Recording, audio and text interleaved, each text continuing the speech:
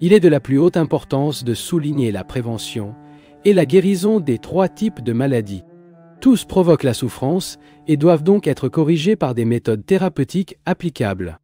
En général, l'attention des gens est fixée uniquement dans la guérison des maladies du corps, car ils sont plus tangibles. Les gens ne réalisent pas que leur tribulation mentale, leur peur, leur désespoir, leur inquiétude, leur colère, leur souffrance incontrôlée et spirituelle, en raison de l'ignorance du sens de la vie humaine, sont encore plus graves. Toutes les maladies physiques naissent d'une disharmonie mentale et spirituelle.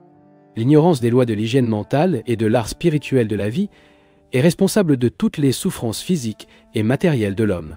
Si l'esprit se nettoie des bactéries mentales, de la colère, de la préoccupation, de la peur, etc., l'âme est exempte d'ignorance, alors aucune maladie ou manque mental ne peut survivre. Croyez fermement que l'image et la ressemblance du Père ont été créées, et donc immortelles et parfaites comme lui. Si une simple particule de matière est indestructible, comme la science l'a prouvé, pourquoi l'âme ne serait-elle pas? La matière subit des changements, l'âme passe par des expériences qui le font changer. La mort ou la transformation de quelque chose ne détruit ni ne modifie son essence. Appliquez votre vie quotidienne aux expériences de la paix et de l'équilibre que vous avez acquises par la concentration et la méditation. Il maintient la froideur au milieu des circonstances les plus défavorables, ne permettant pas aux émotions violentes des autres ou les tribulations la secouent. Dans les rêves, l'homme peut se promener joyeusement dans un magnifique jardin et rencontrer soudainement un cadavre d'un ami. La tristesse le domine. Pleure-t-il, sa tête bat et son cœur tire. Éveillez-vous et ris de cette expérience de rêve illusoire. Mais quelle différence y a-t-il entre une expérience de rêve et une expérience dans une éveil? La perception de la matière et de la conscience est la même dans les deux cas. L'homme endormi crée la conscience et la matière dans son rêve. Si la création trompeuse est possible pour l'homme endormi, il est facilement imaginé que la conscience cosmique, avec son pouvoir infini, peut générer un rêve plus réaliste et permanent dans la conscience humaine grâce aux appareils de Maya. Ceux qui recherchent la santé et le bonheur ou craignent la maladie et la privation adoptent une fausse hypothèse que la santé est différente de la maladie, que la privation est différente du bonheur. Lorsque l'homme trouve sa vraie nature, les dualités disparaissent. Tous les besoins sont considérés comme illusoires et tous les désirs sont silencieux. Ceux qui n'ont pas encore atteint la conscience cosmique devraient reconnaître les propriétés thérapeutiques, bien que limitées, des herbes et des médicaments. L'utilisation des déclarations n'implique pas la nécessité de ignorer les méthodes physiques de guérison, parce qu'ils sont le résultat d'une recherche sur les lois matérielles de Dieu. Les déclarations doivent être pratiquées à haute voix, qui baisseront jusqu'à ce qu'elles deviennent un murmure, puis seulement comme des chansons mentales. Avec attention, dévotion et conviction profonde, transportez la pensée de la signification auditive de l'esprit conscient dans l'esprit subconscient et donc au supraconscient. Ces déclarations peuvent guérir ceux qui y croient. La répétition des déclarations suit ce cours. De la chanson à haute voix à la chanson à voix basse, la chanson mentale, la chanson subconsciente et, enfin, la chanson supraconsciente. La chanson subconsciente ne devient automatique qu'avec une conscience intérieure. Le chant supraconscient se produit lorsque les vibrations musicales intérieures profondes deviennent des découvertes et se réservent dans des esprits conscients, subconscients et supraconscients. La chanson supraconscient se produit lorsque nous maintenons l'attention fixe dans la véritable vibration cosmique et non dans un son imaginaire.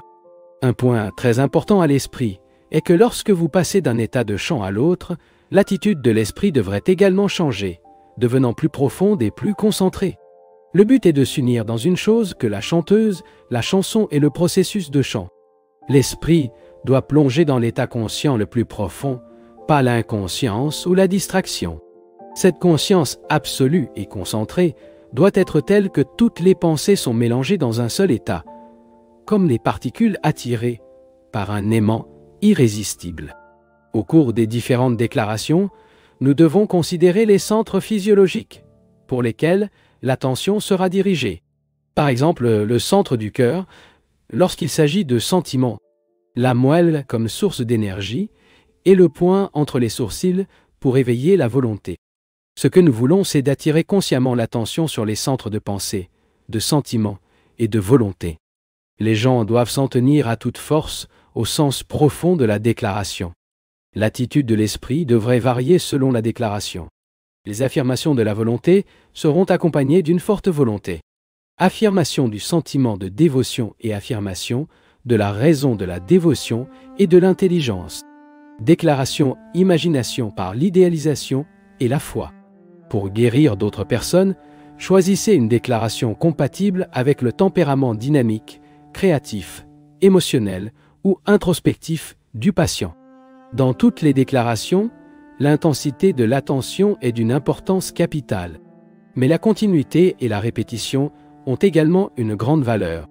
La dévotion, la volonté et la foi doivent imprégner intensément et continuellement leurs déclarations sans souci des résultats. La foi absolue en Dieu et ses authentiques dévots est la meilleure méthode de guérison instantanée. Mais il vaut la peine de mourir en essayant d'éveiller cette foi que de succomber à s'appuyer uniquement sur des médicaments ou de l'importance. Instruction pour une pratique individuelle et de groupe. Temps pour l'individu. Immédiatement après le réveil, le matin, ou pendant la période d'engourdissement qui précède le sommeil de la nuit. Pour le groupe, à tout moment et pratique. Lieu. Un environnement aussi silencieux ou silencieux que possible. Si les déclarations doivent être pratiquées dans un endroit bruyant, ignorez simplement le bruit et se consacrer avec dévotion à l'exercice. Méthode. Avant de commencer la déclaration, nettoyez votre esprit de toutes les préoccupations et de l'impatience. Choisissez la déclaration et répétez-la, d'abord à haute voix, puis plus lisse et plus lente, jusqu'à ce que votre voix se transforme en murmure.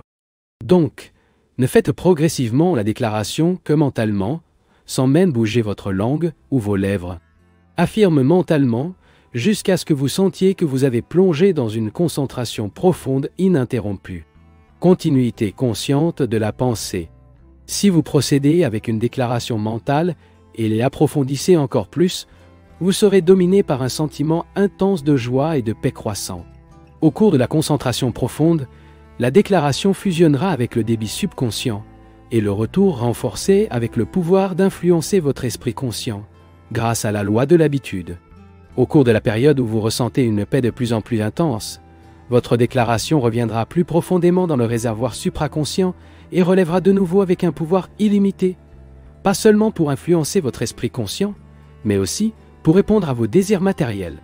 Il ne doute pas et assistera au miracle de cette foi scientifique. Dans le cas des déclarations de groupe, pour la guérison des maladies physiques ou mentales, chez la personne lui-même ou dans d'autres, il est nécessaire de dire en maintenant l'homogénéité du ton, de la vigueur mentale, de la concentration, de la foi et de la paix. Les esprits de débat diminuent la force conjointe née de ces déclarations et peuvent même détourner le flux d'énergie de leur destin supraconscient. Ne déplacez pas le corps, ne vous impliquez pas mentalement et ne dérangez pas les autres. L'immobilité corporelle seule ne suffit pas. Votre concentration ou votre impatience peut affecter considérablement le résultat prévu, favorablement ou défavorable. Les graines de l'affirmation ci-dessous sont inspirées de l'âme. Ils doivent être plantés sur le sol de la paix supraconsciente et menés par leur foi et leur concentration. De nombreux processus se produisent entre la plantation des graines de graines et leur récolte. Toutes les conditions de leur croissance doivent être remplies. Sinon, ils ne donneront pas les fruits souhaités. La graine de la déclaration doit être vivante, exempte des infections de doute, d'impatience ou d'inattention. Il doit être planté dans le cœur et l'esprit de personnes qui ont la foi, la concentration, la dévotion et la paix. Il doit être arrosé avec des répétitions profondes et continues. Évitez la répétition mécanique. C'est la signification du commandement biblique. Je n'ai pas pris son saint nom en vain. Répétez fermement les déclarations, l'accent et la sincérité, jusqu'à sentez-vous au nord ou à l'est. Pensez et éloignez-le de toutes les sensations physiques. Quatrièmement, remplissez l'esprit de dévotion et de volonté, sentant le premier dans le cœur et le dernier entre les sourcils. Éliminez l'anxiété, la méfiance, la préoccupation, et sensibilisez que la loi divine agit et n'est tout puissant que lorsque vous ne le bloquez pas avec doute ou incrédulité. La foi et la concentration le permettent de fonctionner sans barrière. Sachez que tous les états physiques et mentaux sont modifiables et curables, et que l'état chronique n'est qu'une idée illusoire. Cinquièmement, oubliez ce que vous voulez être guéri. Sixièmement, dans les déclarations de groupe, le leader doit les lire lentement, debout, et les auditeurs les répètent ensuite au même rythme d'intonation.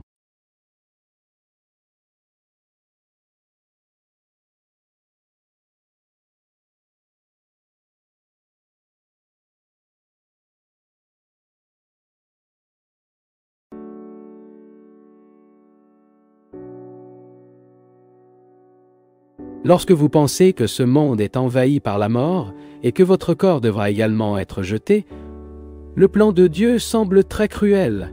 Vous ne pouvez pas imaginer qu'il est miséricordieux. Mais lorsque vous examinez le processus de mort avec les yeux de la sagesse, vous voyez que, malgré tout, ce n'est qu'une pensée de Dieu, passée par un cauchemar de changement pour atteindre une liberté heureuse.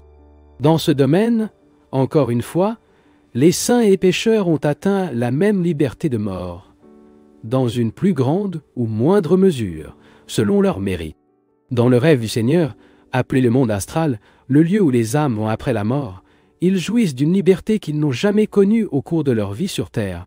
Par conséquent, ne vous sentez pas désolé pour ceux qui traversent l'illusion de la mort, car en peu de temps, il sera libéré. Et une fois arraché à cette illusion, vous vous rendrez compte après tout, la mort n'était pas si mal. Comprend que sa mortalité n'était qu'un rêve et se réjouit, car maintenant le feu ne peut pas le brûler, ni l'eau qui ne la noie. Il est gratuit et sûr. La conscience de l'homme mourant est soudainement soulagée du poids du corps, de la nécessité de respirer et de toute douleur physique.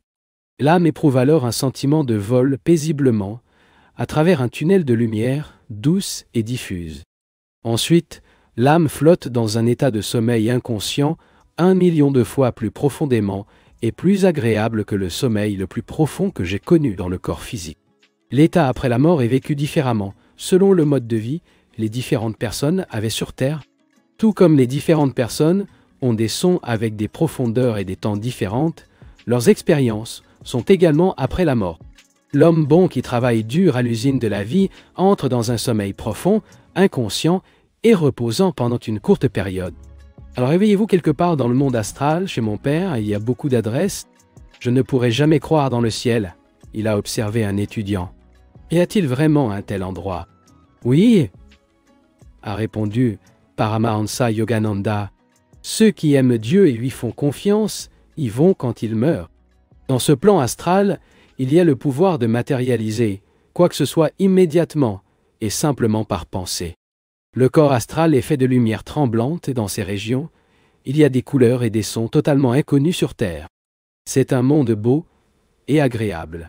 La mort n'est pas la fin des choses, mais le transfert d'expériences physiques de la règle grossière de la matière modifiable aux énergies et joies pures dans le royaume astral des lumières multicolores. Le monde astral est infiniment beau, propre, pur et ordonné. Il n'y a pas de planète morte ni de terre stérile. Imperfections terrestres, mauvaises herbes, bactéries, insectes, serpents, il n'y a pas de contraire aux différents climats et stations de la Terre. Les planètes astrales maintiennent une température de ressort éternelle constante, avec une neige occasionnelle d'un blanc resplendissant et des précipitations lumière multicolores. Sur les planètes astrales, il y a une grande abondance de lacs d'opalsan, de mers lumineuses et de rivières arc-en-ciel. Les âmes dans la région astrale s'habillent avec de faibles lumières. Ils ne sont pas emprisonnés dans des poutres osseuses recouvertes de viande. Ils ne portent pas de cadres lourds et fragiles qui entrent en collision avec d'autres solides rugueux et se brisent. Par conséquent, dans les terres astrales, il n'y a pas de guerre entre le corps humain et d'autres solides, océans, foudre et maladies. Et il n'y a pas non plus d'accidents car toute chose coexiste dans un environnement de solidarité et non d'antagonisme. Toutes les formes de vibration fonctionnent en harmonie les unes avec les autres. Toutes les forces vivent dans la paix et la coopération inconsciente. Les âmes, les rayons sur lesquels ils marchent et les rayons orange qu'ils boivent et consomment sont tous faits de lumière vivante. Ces âmes vivent dans une relation mutuelle et une coopération, ne respirant pas de l'oxygène, mais la joie de l'esprit. Les amis d'autre vie se reconnaissent facilement dans le monde astral. Se réjouissant de l'immortalité de l'amitié, ils comprennent l'indestructibilité de l'amour. Si souvent douteux dans les moments des séparations tristes et illusoires de la vie éternelle. Pourquoi pleurons-nous quand nos proches meurent? Pourquoi attrisons-nous notre propre perte? S'ils nous laissent étudier dans de meilleures écoles de la vie, nous devons nous réjouir au lieu d'être égoïstement tristes, car en rayonnant nos désirs égoïstes, nous pouvons les garder coincés sur la terre et empêcher leur progrès. Le Seigneur est toujours nouveau, et à travers sa baguette magique infinie, renouvelant la mort, il maintient chaque objet créé, chaque être vivant, toujours dans la manifestation, le remodelant toujours dans un véhicule plus approprié pour ses formes d'expression inépuisables. La mort vient à l'homme qui travaille comme une promotion à un niveau supérieur. Et à l'échec, venez leur donner une nouvelle opportunité dans un environnement différent. La mort est l'aboutissement de la vie. Dans la mort, la vie cherche un repos, et précurseur de l'immense bonheur, la délicieuse liberté de toute torture de la chair. La mort élimine automatiquement toutes les douleurs corporelles, tout comme le sommeil élimine la fatigue et la douleur d'un corps qui a travaillé dur. La mort est une amnistie de l'emprisonnement dans le corps physique. L'homme ignorant ne voit que le mur insurmontable de la mort, se cachant apparemment pour toujours ses chers amis. Mais l'homme sans attachement, qui aime les autres, comme des expressions du Seigneur, comprend que dans la mort, les êtres bien-aimés ne sont revenus qu'à une hosto de la joie en Dieu. À quel point la vie est-elle glorieuse après la mort? Vous n'avez plus à faire glisser vos anciens bagages en os avec tous vos problèmes. Il sera libre dans le ciel astral, dégagé de limitations physiques. J'ai écrit une fois sur ma vision d'un jeune homme mourant. Vision à travers laquelle Dieu m'a montré la bonne attitude envers la mort. Le jeune homme était allongé dans son lit, et le médecin lui a dit qu'il n'aurait qu'un autre jour de vie. Et lui, il a répondu, un jour, pour atteindre mon bien-aimé, lorsque la mort ouvrira les portes de l'immortalité, et je serai libre des barreaux de la souffrance. Ne pleure pas pour moi, vous qui séjournez dans ces plages désolées, toujours pour regretter et déplorer, je suis désolé pour vous. Il jette des larmes sombres pour moi, pleurant la perte que je représente pour vous. Mais pour vous, je pleure des larmes de joie, pour partir avant, pour votre propre bien, pour allumer des bougies de sagesse tout le temps, et j'attendrai pour les recevoir là où je suis, avec la mienne et votre seul bien-aimé. Oh, mes chers, ils ont exulté de ma joie. Vous ne savez pas ce qui vous arrivera dans ce monde. Vous devez continuer à vivre et à vous inquiéter. Ceux qui meurent sont désolés pour nous et nous bénissent. Pourquoi souffrir pour eux? J'ai raconté l'histoire du jeune homme mourant à une dame qui avait perdu son fils. Quand je viens de le dire, elle a immédiatement essuyé ses larmes et a dit que je n'ai jamais ressenti autant de paix. Je suis content de savoir que mon fils c'est gratuit. Je pensais que quelque chose d'horrible lui était arrivé. Lorsque vous perdez un être cher au lieu de désespérer, comprenez qu'il est allé dans un avion supérieur selon la volonté divine, et que Dieu sait ce qui est le mieux pour lui. Réjouissez-vous qu'il est libre. Priez pour que votre amour et votre bonne volonté soient des messagers du stimulus que vous vous envoyez sur votre chemin. Cette attitude vous aide beaucoup plus. Bien sûr, nous ne serions pas humains si nous ne manquions pas nos proches, mais comme nous ressentons la solitude causée par leur absence, nous ne voulons pas que l'attachement égoïste finisse par tenir sur la terre. Une tristesse excessive empêche l'âme qui s'est brisée de continuer à progresser vers une plus grande paix et liberté. Il existe une façon de chagrin acceptable face à la mort, comme l'exprime Paramahansa Yogananda, pendant les funérailles qui ont célébré à la mémoire de Sri Janamata, l'un de ses premiers et autres disciples, qu'il a été affectueusement et respectueusement appelé de sœur. Hier soir, quelqu'un m'a dit en voyant des larmes aux yeux que je devrais me réjouir, parce que la sœur était libre dans la joie de l'esprit. Et j'ai dit, je sais tout cela, à quel point la sœur est heureuse, comme si ce glorieux chapitre de sa vie se terminait, comme si les douleurs de son corps, mon esprit était avec son esprit en Dieu. Mais ce sont des larmes d'amour, car de ce côté, elle me manquera. Cette lumière brillante et humble que la sœur a éteinte devant moi et a rejoint la grande lumière. C'est ma joie et ma tristesse. Je suis heureux d'être triste, heureuse qu'elle soit avec nous pour inspirer tant d'amour dans nos cœurs, pour envoyer vos pensées aux proches qui sont déjà partis, se sentir silencieux dans votre chambre et méditer sur Dieu.